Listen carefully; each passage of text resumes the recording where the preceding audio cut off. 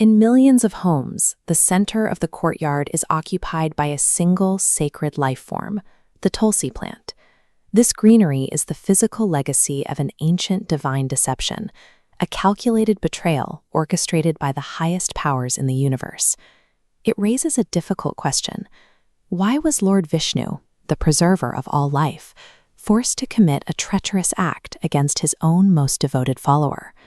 The daily ritual performed over these leaves is a living memorial to a forgotten cosmic war that pushed the gods to their moral limits. The crisis began with the rise of Jalandhara, an Asura king who dismantled the cosmic balance, proving impossible for celestial powers to kill. The gods were powerless. Even the most devastating celestial weapons of Lord Shiva failed to leave a mark as he tore through the heavens. Jalandhara was protected by a unique force called Satidva. His armor was the absolute, unshakable purity of his wife, Mata Vrinda, whose devotion projected an impenetrable shield around him. This created a paradox. The most destructive villain in existence was being kept alive by the universe's most uncorrupted virtue.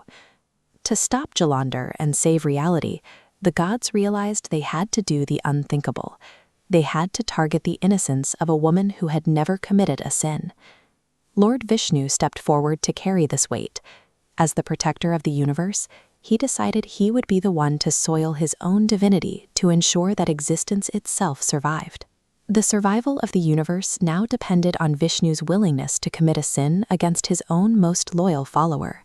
Vishnu infiltrated the palace by taking on Jalandhara's exact physical form, bypassing every defense to reach Vrinda in her private chambers.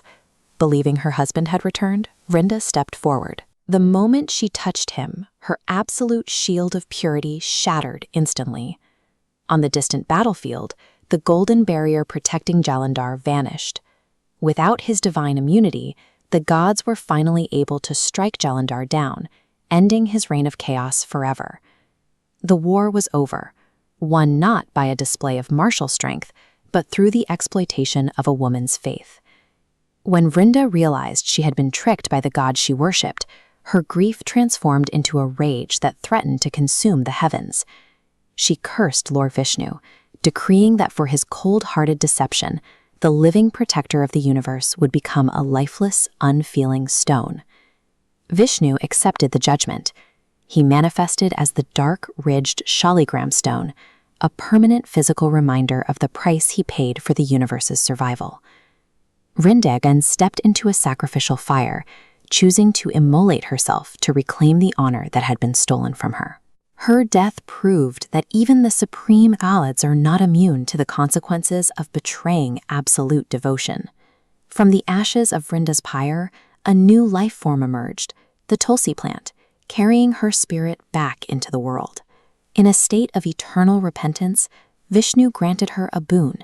No prayer, ritual, or offering directed toward him would ever be valid without a Tulsi leaf. This ancient law persists in every temple today, where her presence is required before any god can be worshipped. When families light oil lamps at dusk, they are participating in a quiet, ancestral act of remembrance for Vrinda's sacrifice. The Tulsi in your courtyard is more than flora. It is an eternal monument to the woman who brought the gods to their knees and the heavy cost of maintaining universal balance.